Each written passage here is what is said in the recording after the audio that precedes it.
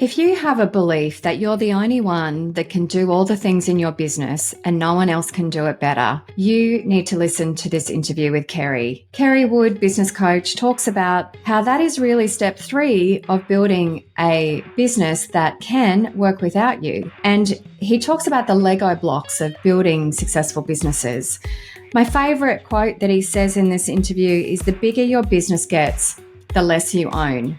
And it's not what you think it means. So jump on in, let's have a chat with Kerry.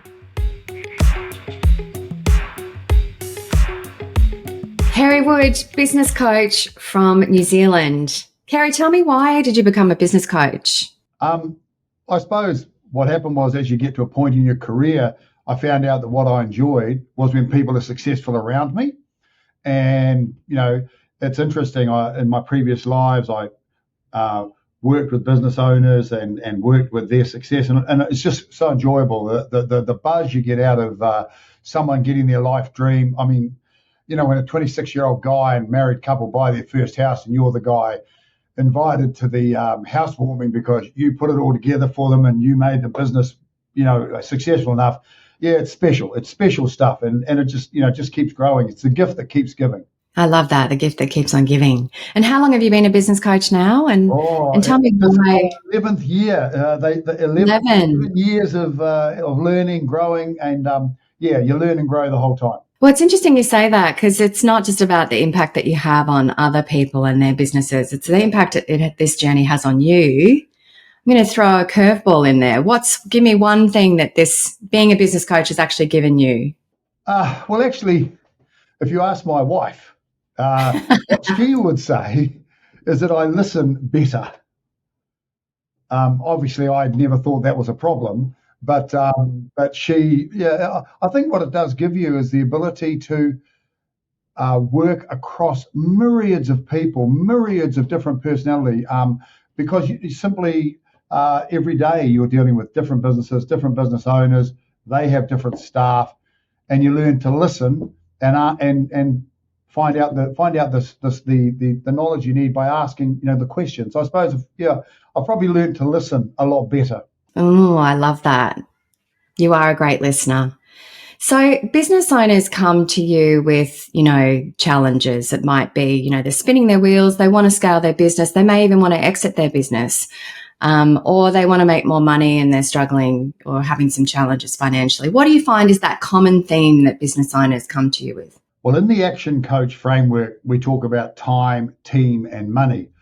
Respectfully, what I find is that money solves both of the other ones.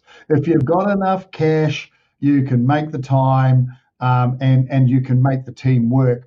And I find that when I start working with a business owner, if you can actually get in front of them how their problems are solved and what they need to do, it usually comes down, in all honesty, to being profitable enough, having enough cash flow, and then having the time to enjoy it. And those are the 3 things you work on. If the business isn't profitable, the business owner feels the stress and they want to be in the business.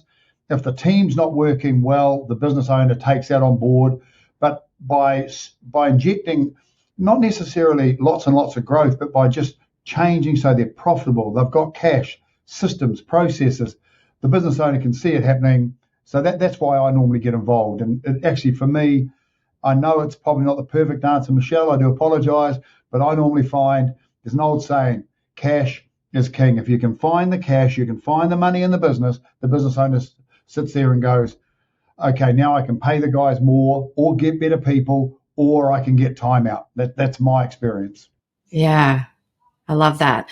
So, Kerry, when you say money solves, cash is king and money solves those other 2 challenges. So if a business owner comes to you and you help them with their money challenge, what are some of the things that you do to help them become more profitable? The first thing I'd say is no 2 businesses are usually the same. I use the term a lot with my business owners, the Lego blocks of business. How do you put this business together? But specifically, when you talk to a business owner about their pricing, not 90, 95, 100% of business owners I talk to will say to you that, we're in a very competitive landscape and we can't raise our prices and we can't charge more for our services, or we can't make more margin. And I think if you can actually sit with them and go, well, actually, is quality more important or timeliness more important than the sheer cost? And you can get some realizations in place. You can usually get some treadmill stuff happening by getting them to look at the real value of what they do. And I paint quite a picture with my new clients about medical stuff. If you have to have a root canal and the dentist says it's $500 and it's only 10 minutes, if you say, well, heck, that's a lot of money for 10 minutes, the dentist just says, I can take longer. But not many of us want the dentist to take longer. So you say, a plumber. I've got a couple of clients that are tradespeople.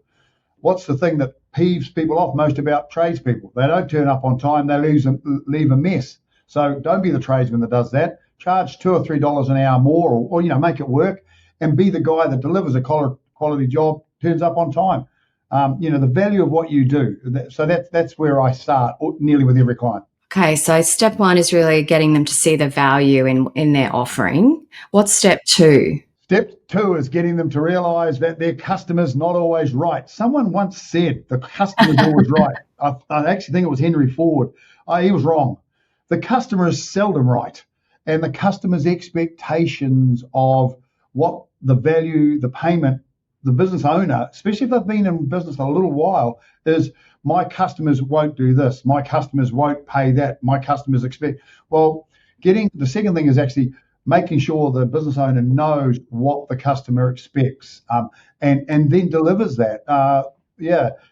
We are not our customer. The plumber we talked about, he's not the customer. The lawyer, I've got, professional services, you're not the client. What does the client expect? So delivering that, and that just, once again, circles back to value. What are you delivering? And once you've got those two things in place, then other decisions actually, like where your price point is, how long your clients will wait, what you should deliver for your clients, how your staff should behave, the values your business have, they just fall into line like steps, in my opinion. Yeah. Okay. Step three. What would step three be? Step three is actually letting go of the decisions around those first two, like getting your team, even if you've only got a couple of people, allowing your team to make decisions.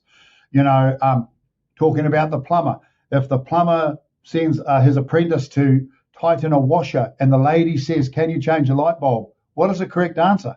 Provided you've got a ladder and you've got health and safety. That's possibly a bad example. Obviously, the apprentice should change the light bulb, because he's there and he's got a ladder. And then the client doesn't go, she goes, thank you very much. So you're allowing, part of the 6 keys to a winning team, something Action Coach do, is about allowing risk taking.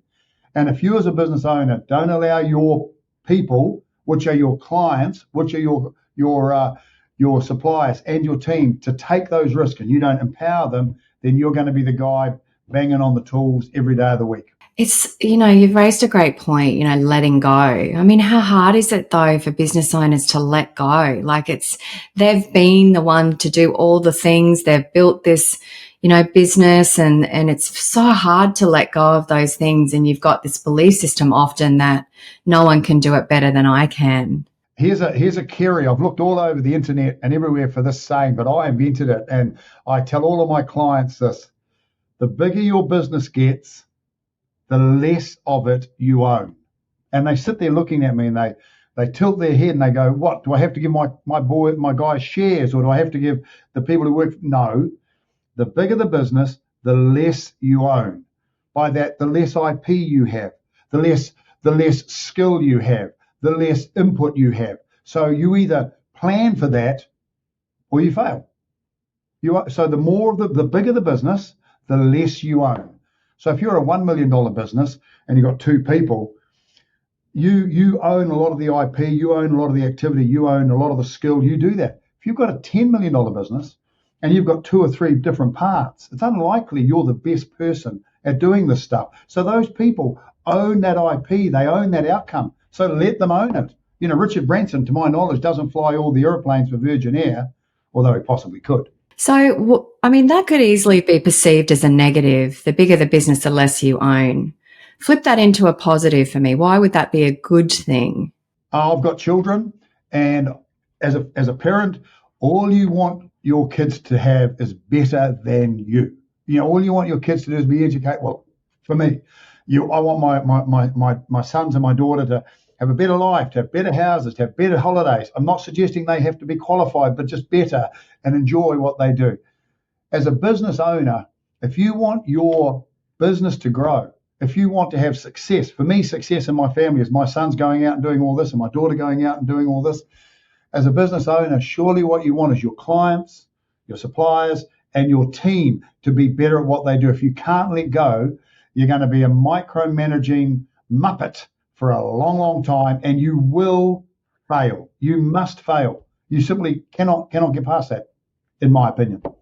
Tell me, give me some tips on how to let go, because I think this is going to resonate with so many people, including myself. This is a challenge to kind of let go. Get a business coach.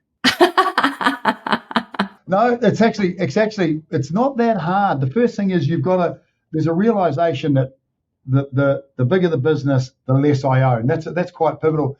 But the way that I approach it is to think of small steps, simple things, Lego blocks. For example, what decisions can the guys on site make that don't impact the business? They can do this. So start with the small things. Have you got standard operating procedures? And by the way, when you say standard operating procedures, don't be thinking 70-page documents on anything. Define and devise a one-pager that allows the guys or the people in the team to do this. Simple thing. If you have a retail outlet, when the team arrive in the morning, define black and white what happens. They come to the door, they unlock the door, they open the door, they turn off the burglar alarm, they turn on the lights, they do, and the more of this you get into, the easier it is to do more. It's like going to the gym, It's just to do little things first. What are the simple things we can pass over? And then obviously there's the great business maxim to inspect what you expect. So if you've written this little operating procedure, then you check it's done. And once you've checked it's done 3 or 4 times, then it is being done, then you don't. The best example of that is, most of us have had little children. When they start to walk and they fall over, you don't yell at them, you help them up. And for the first 6 months, you probably watch them as they walk down the hallway. But after a little while, they stand up, they run down the hallway, and they do what they like. And so it's just a case of making sure there's a process, following the process, and then letting it go, in my opinion. Great. So, Kerry, give me an example of a client that you've worked with that you've been able to help that's had some of these challenges. I will confess that you told me you were going to ask this question a couple of days ago, so I gave it some thought. And the client I'm going to use is not a big client, average size client. In New Zealand, their revenues when I started working with them were about $2 million a year, and they had around nine odd staff. So average size business in the service industry. Challenge: husband and wife working in the business. He was doing 70 hours a week. She was doing the admin and accounts and following up, and they had 3 young kiddies. Really intense in their business, really intense. So what we did, we're having this discussion actually that we've just had with them, and they told me it could not work because no one in the business could do what he did, which I found quite interesting because that's just a lie. And it's just tell me what service industry, what business? They're a glazing business. They do glass. So, there's quite a bit of skill.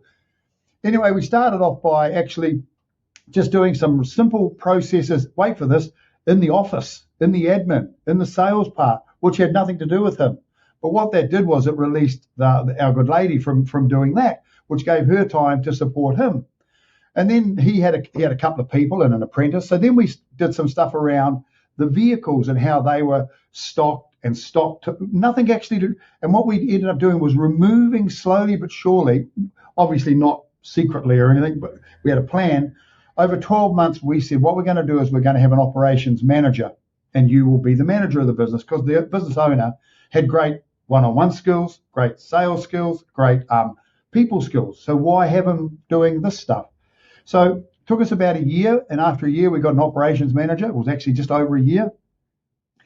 First year working together, we grew the business from 1.9 million to 2.6. I confess up front, absolutely, we made no more money. I'm sorry, because we were investing in things like a CRM, a database, and getting an ops manager. Second year, we went from 2.6 million to 4.9 million, and that exactly doubled our net profit. They were really happy about that.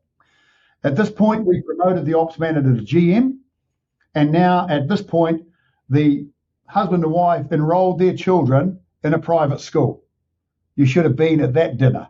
That was a worthy celebration. The next year, we grew it from 4.9 to 8 million. They now work 3 days a week. The kids are at a private school, and they manage their business by metrics that we put in place on the way through. We have a substantive now document on the way we do things, and it's just and we review it. Their primary task is reviewing what we're doing to make it better. So it's taken 3 years. We've taken the business from 1.7 to 8 million. We've taken the bottom line from about 170,000 up to 900,000. And I reckon I've got a client for a while. I mean, this just seems so mind-blowing to think. What was it? You're just telling me that kind of growth came from, why did they come to you initially? What was their pain point? They were going to sell the business. Okay, because they'd had enough. We're out of here. Yeah. Okay. And they were told by their business broker that the business wasn't worth what they paid for it, and the hours that they were both doing, if you had to employ 4 people to do it, the business was worth 0. So the business broker who I knew said, "I'll go and talk to this guy," and they offered to pay me $500 to write them a business plan. I don't want to know what you said to that answer. No, it didn't end well, that conversation. But the funniest thing is that if you go back 10 minutes, it was just a realization for them that to grow, for the business to grow and change, they have to grow and change. And their growth and change, he wouldn't let go of the stuff because it's what he could do. So you just get cunning and go, okay, how can I get better support for him? I can do this in the admin area. This will work this way, and then he'll get better support. And if you think of any business, there's probably 30 Lego blocks of things, from answering the phone through to whatever it is. Just simplify it, replicate it, document it, and get the owner out of it. Now, the other thing is, just out of interest, I remember distinctly having a discussion with the business owners about how big this business should be. I told them it should be a $25 million business. She used very short words. I said to her about, "You're telling me a $1.7 million, but it should be $25 million. I said, "Well, can you tell me why it's not?" And they told me that there were big players and there were this and there were this. And so I went online, and anyone can do this. Strong suggestion. Type in whatever you do and see how many people there are in your area who do what you do. Then take a guess at the turnover. Add it all up. I have yet to work with a client that's got less than 0.001% of the market in their area. So you can times 10 your business, and nobody knows, and nobody cares. So you helped them see the vision for what the business could be. Yeah, and now they won't sell it. Yeah, so we hear that so often, don't we? Business owners just want out because they're exhausted, they're tired, they're stressed, and they fall back in love with their business, and it creates this amazing lifestyle that a business should create. Yeah, well, as I say, they're working 3 days a week. For Christmas this year, it's end of January. In November last year, they bought themselves a caravan. Now, and then when they bought the caravan, they had to buy a 4-wheel drive. And we and a little advert here. We have our Christmas dinner in the city I'm in. They live 700 kilometres away from where I live. They drove their 4-wheel drive and their caravan up to the Christmas dinner. I said to them, why don't you fly and stay in a hotel or something? Oh, no. They drove up 700 kilometres and stayed in a campground in their new caravan, which I have to say we did have breakfast in the next morning. I'm sure it was a pretty nice She caravan. was worth having, Michelle. She was worth having. So I want to just tell me, I know that a lot of people would really resonate, even listening to your suggestions around how to let go and the impact that that can have on your business long term. I'm still holding on. I'm still have this, I still think that I'm it and I don't want to let go. Like I love what I do and I don't want to let go. What would you say to me? Maybe I've got the wrong answer here. I do apologise. But if you're happy with what you've got and you're happy with what you're doing and you're happy with the results, hey, outstanding. Well, that's great. Seriously, well done you. I've never met a business owner like that, so I don't know how that would go. What I find is you just start, so tell me what you do on weekends. Well, I work all day Saturday. No. You've got family. Do they play sport? Yes. Have you thought of going to watch your son or daughter play football, soccer, hockey, netball? I can't do that because on Saturday I do my paperwork. How would your son feel if you turned up next Saturday to watch his rugby match? Well, he'd be surprised. I say, so would you rather be working in the office or be yelled at by other parents for screaming for your son? Well, that would be me yelling and screaming for my kid. So you have to find, in our world, in the coaching world, if the business owner, as you say, says, only me, I don't want to change, I'm happy, then you've just got, is everything great at home? The family's happy, the kids are happy, the wife's happy, great. The mortgages are happy, that's great. Your parents, my wife's got elderly parents. We invest a lot of time with them. If I went home tonight and said I had to work this weekend, she'd react badly because, Sunday we take them out. So if everything's fine, in my world, I shake their hand, thank them very much, give them a copy of one of my books and go, hey, you have a great day. Hey, talk to you. And I do call them back in a couple of weeks or a couple of months, because what tends to happen is once you've lit a little fire under it, you'll ring back and they'll go, I've been thinking about what you said. And then I just say, look, if you buy coffee, I'm prepared to meet. Nothing's free in this world. You have to buy coffee. I mean, it's not, as you do. So, yeah, but if they're happy, all power to them. Yeah, it's just being open to what the possibility would be of what what you're actually looking to achieve long term. What are your goals and dreams for your life, moving forward. I love that. So, Kerry, you are a world-renowned musician and teacher. I want to throw this in because I feel like there is some gold in here around you teach students how to play trumpet. Mm-hmm. What is the correlation between music and what you do in that sense and business? I'm just going through the notes you gave me before this, Michelle, and I don't see this anywhere in these notes. It must have, maybe it was a short version. Yeah, thanks. Actually, there's a strong correlation, and it was a real come to a cliff moment when my coach, isn't that interesting? I'm a business coach. I think I'm successful, and I have one, and he's a really difficult person. But half a dozen years ago, we had this discussion. The correlation is actually that in my world, and I use these terms when I deal with clients, I audition my clients. I don't interview them.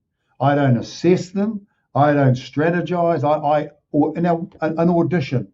If you think of any successful jazz band, rock band, big band, orchestra, the players, the harmony of the players playing together is what creates that thing, if you know what I mean. And when I meet a business owner, not everyone will resonate with my approach, my languaging, my style, and it's interesting. The first thing I say to every new business owner I meet, I talk to on the phone or meet, is I go, is it okay? And I say these words. By the way, I've written these words down, so I know. I go, Is it okay if I'm brutally honest? And I've never had a business owner go anything but, yeah. Do you know what I mean? And I say, to be clear, I have no filter. If I don't like something, I will tell you. If I think you're being silly, I won't say, oh, Bob, perhaps you could do better. I will say something like, you stupid imbecile, because I don't have a filter. Now, maybe that will offend 25% of people. But if I'm a musical director or playing trumpet, that's how I do that work. I work so fast when I'm conducting, and I work so hard when I'm playing, that if someone's sitting next to me or in front of me and they're not doing the job, I don't sit there and go, actually, it's a lovely top you've got on, Betty. We don't have time for that. And what I found is, most business owners don't have time for it either. They'd rather you walk in and go, Michelle, that was dash stupid. Why did we do this? And they'll go this, and you go, oh. And you're not demeaning, you're not insulting. You just sit there and go, it's exactly how they want. They want to be treated. They want results. They want it now. So the correlation is it's an audition, and all the words that you think about in music, an audition, harmony, ensemble, which is the group action. That's how I think in my personal life, and I try and bring that stuff into play in how I deal with my clients. Yeah, I love that. Thank you for going with me on that. There'll be a cost in the future, Michelle, I have no doubt. Okay, Kerry, so 3 questions. What's your favourite business book? 5 Dysfunctions of a Team. Why?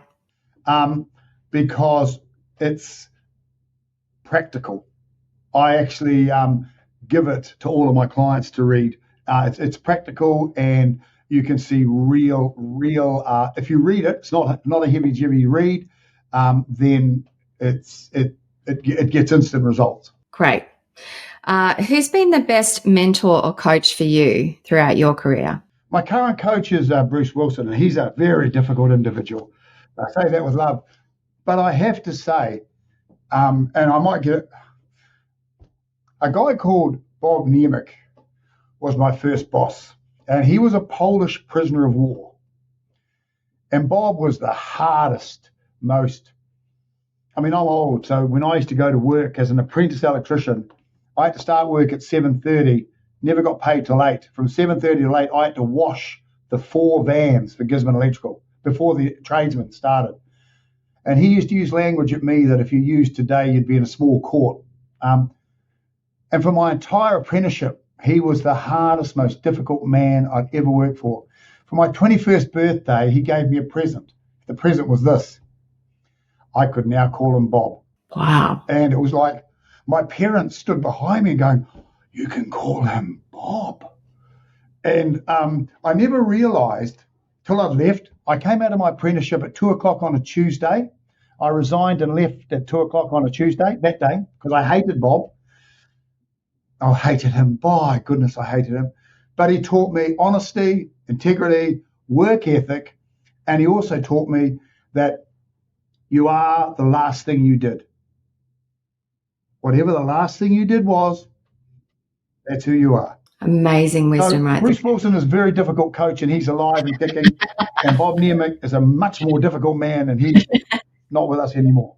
And number 3, Kerry, what's the best piece of business advice you ever received? Work harder. Work hard. Do more. If in doubt, apply energy. If in doubt, apply energy. It will either work or it will break. If it breaks, you can fix it. But try. If it doesn't break, well, then applying energy will grow it, change it, and then you let it go and make it work.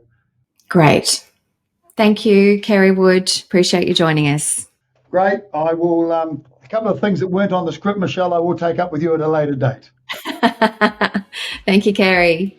Michelle Adams, your host here. Hats off to you for committing to your learning by listening to this podcast. And if you'd like some help implementing some of these strategies, then click the link in the description to find your local action coach. They can help you put these strategies into action and take your business and your life to the next level. In the meantime, like and subscribe so that you're the first to get our next episode. We'll see you soon.